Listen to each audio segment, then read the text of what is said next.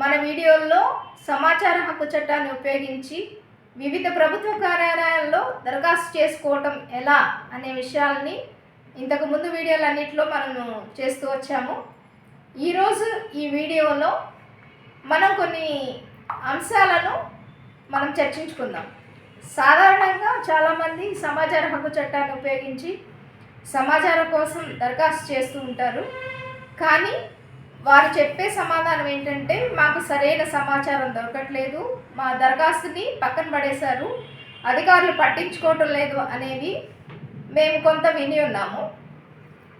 ఇది ఎందుకు వస్తుంది అంటే, సాధారణంగా సమాచార హక్కు చట్టాన్ని ఉపయోగించి మనం దరఖాస్తు చేసుకున్నప్పుడు ప్రభుత్వ కార్యాలయాల నుంచి మనం సమాచారాన్ని మాత్రమే పొందగలం.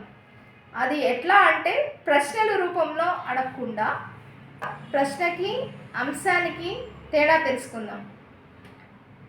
సమాచార హక్కు చట్టంలో ప్రశ్నలు రాయకూడదు. ప్రశ్న ఎలా ఉంటుంది, అంశం ఎలా ఉంటుంది అనే విషయాన్ని ఇప్పుడు ఒక 2 చిన్న ఎగ్జాంపుల్స్ తోటి మనము చూద్దాం.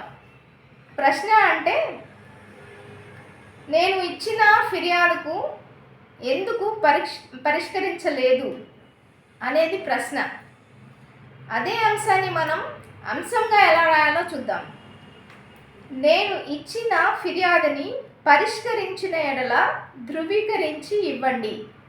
ఇది ఒక అంశంగా మనం దరఖాస్తులో వాడాలి.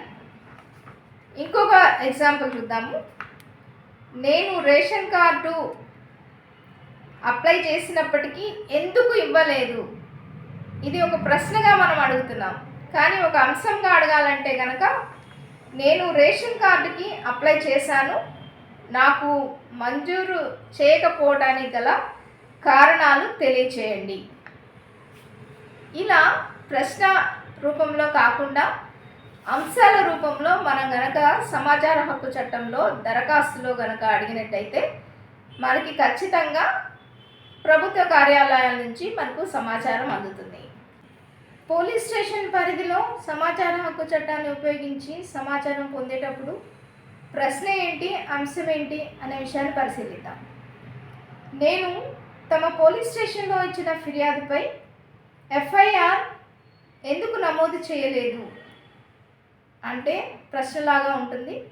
అదే కనుక అంశంలో అడగాలంటే, నేను ఇచ్చిన ఫిర్యాదుని అనుసరించి ఎఫ్ఐఆర్ నమోదు చేసిన ఎడల ఎఫ్ఐఆర్ కాపీని ఇవ్వండి అనేది సమాచారం అంశం రూపంలో అడిగినప్పుడు ఆ సమాచారం మనకు లభిస్తుంది.